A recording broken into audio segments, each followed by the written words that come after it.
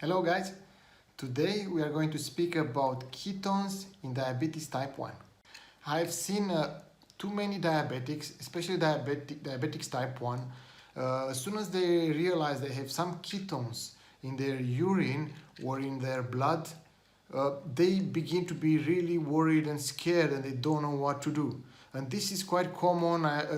It happens very often to many diabetics. So I thought maybe I should shoot a video about it quickly and to share with other people so they can really understand how ketones work and when they are dangerous or if they are dangerous. I will be very clear and simple in my explanation. I'll try to keep it general so it can be very easy to understand it and very easy for everyone to remember it. For those of you who don't know me yet, my name is Mihail Burcea. I'm a diabetic type 1 for about 10 years now, and I'm shooting videos about diabetes type 1 management. I am not a doctor or diabetic specialist, or my videos are from my own experiences. So if you don't know what you are doing, you are not familiar with treating your diabetes, please don't make any decision by your own. Check with your doctors before doing anything. So why most of diabetics or many diabetics in general are so scared when they hear about ketones and they get very confused? Honestly, this is happening because we are not being told too much since we are diagnosed or when we get diagnosed, or if they tell us it's very early and we are overwhelmed with so much information in the beginning and we forget about it. Also, in some of the countries, as a diabetic, you are mostly seen by a nurse which is helping you with your diabetes management, and their knowledge is not too vast. It's not like when you see a doctor which is really specialized in diabetes and they can tell you and educate you so much better than a nurse she's been trained only to look for basic things. Myself, I know a little bit more about ketones because I did try ketosis diet for about 2 years. 2 years in which I tried and I tweaked everything in this diet. I read many books and I did loads of research. So I spent a long time having ketones in my bloodstream, high level of ketones sometimes, and I know how it is like when you have ketones. So let's talk a little bit about ketones. What are these ketones and when they show up in our bloodstream? Our body's main resource of energy is normally glucose. So most of us, our body and our brain is running on glucose. Glucose can be stored. Each time we eat, we can make storage of glucose, which is stored in the muscles or at the liver level, and is called as glycogen. Maybe some of you know about this term already and have heard of it.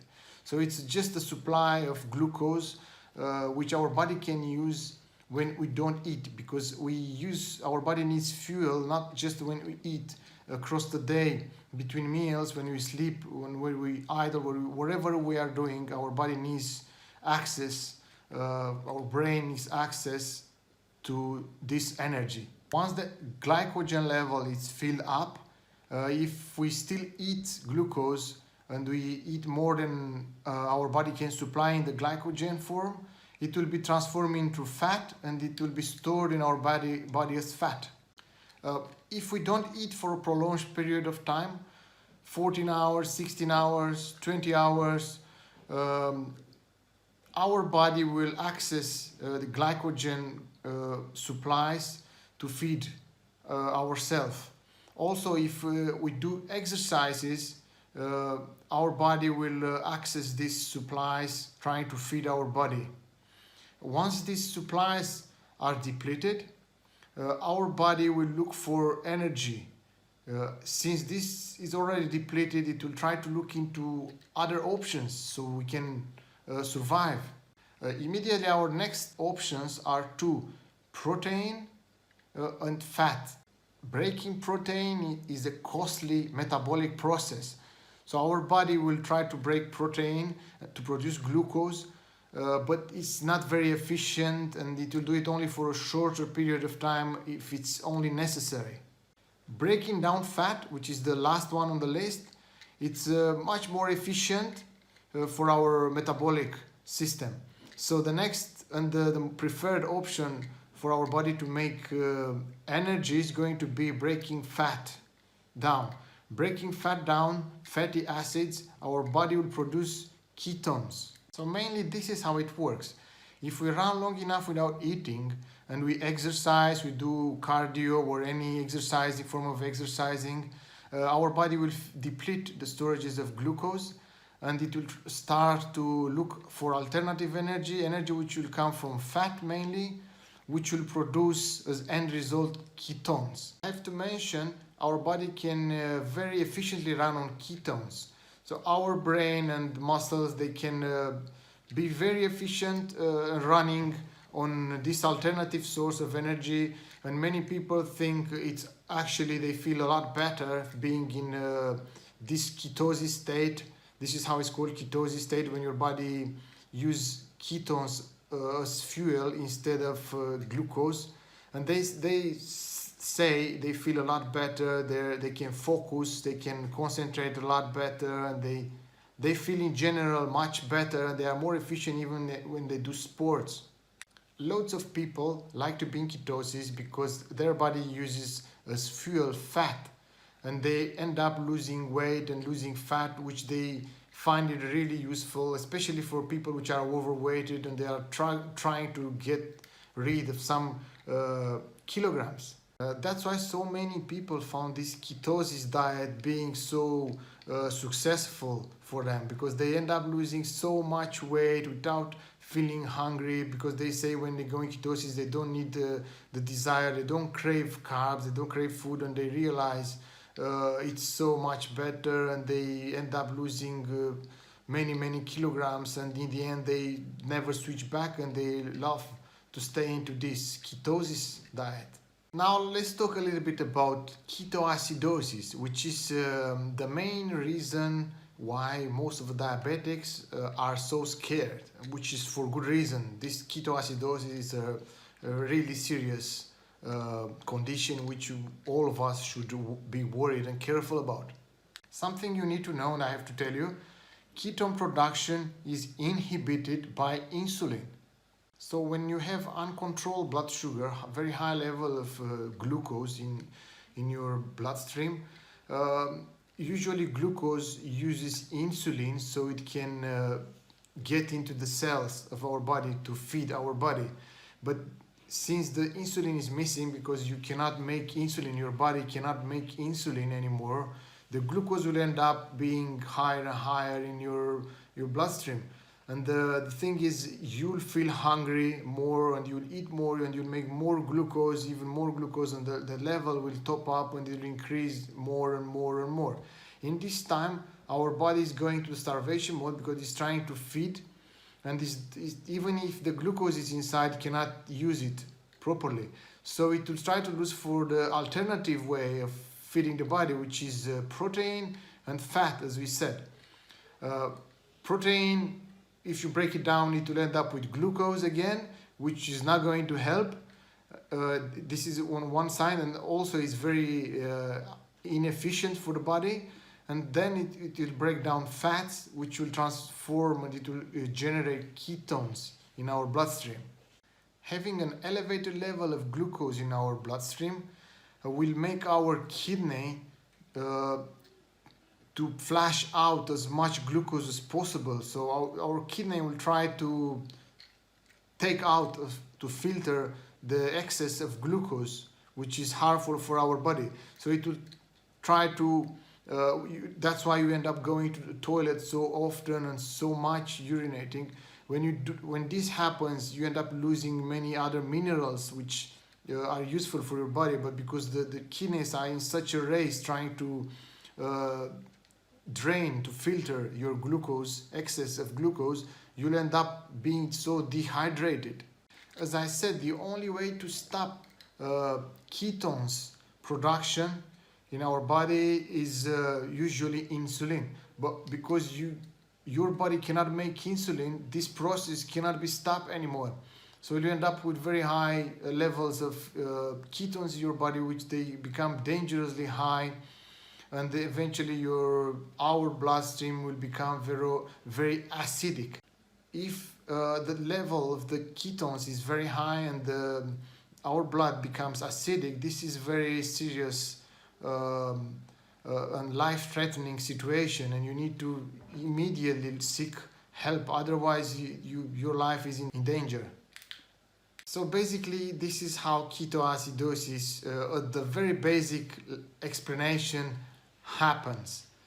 So the level of ketones is going so high, you are so dehydrated, your glucose level is very high, and you become very sick, and your blood eventually will become acidic, and you need help immediately.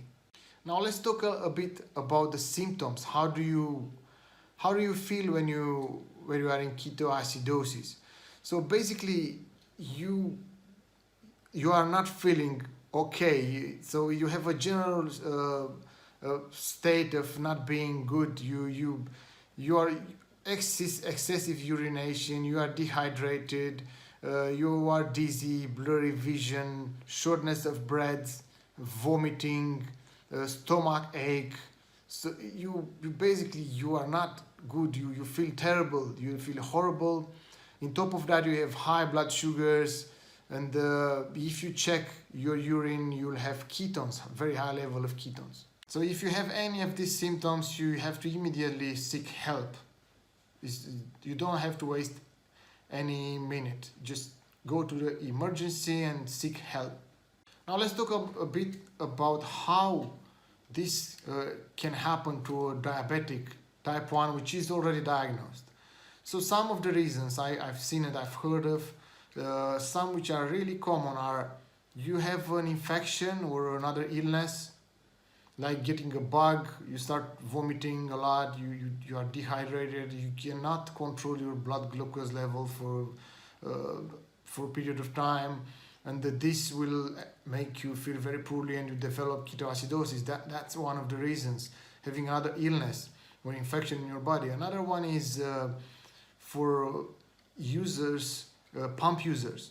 So that's quite common as well. Pump users, which they use a pump and they don't change sides, or something wrong it happens with their pump, where the absorption is very poor, and they get very stubborn in checking on the side, and they don't look at the blood sugar level for too much, or even if they see the blood sugar is higher, they don't do anything about it, and they just increase the pumping dosages, but still the level is not going down, and this will start to make feel, like we said, poorly. They'll start being dehydrated, and if they don't do anything, they will end up having ketoacidosis eventually.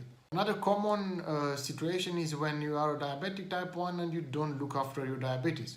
So if you are used to not look after your diabetes and your blood sugars are higher most of the time, eventually at one point you'll end up being ketoacidosis. All it takes is just to have another little bug or an infection in your body, like urinary infection or anything else, and this on top of your uncontrolled diabetes will make you very poorly very fast. Something which many diabetics maybe don't know, and I want to tell it.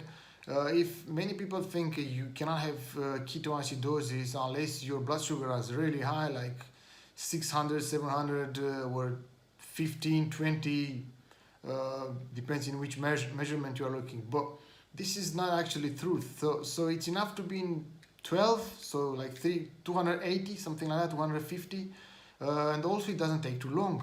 So when let's say your blood sugar is, you wake up today with 200 in the morning, you take some insulin, you feel a little bit sluggish, you don't feel right, you say you have a virus, you got a bug or something, and across the full day your body doesn't go down, you end up all day being 250s, and you go to bed feeling worse. You take more insulin, you hope overnight is going to be better, but across the night actually the blood sugar is going to 300s, and you begin to be poorly, you begin to vomiting or any of this. Actually, it doesn't take too long sometimes. In about 48 hours you can end up in ketoacidosis. So you need to actually look after yourself. If you don't feel alright, and your blood sugars are not in the normal ranges, you need to look after ketones in your blood. Something else which I've seen recently, which I didn't know about, and I don't know how many diabetics type 1 are taking, is this medicine Sglt2 inhibitor, which apparently it's most commonly used in diabetes type 2. But however, I heard some of diabetics type 1, they may take it as well.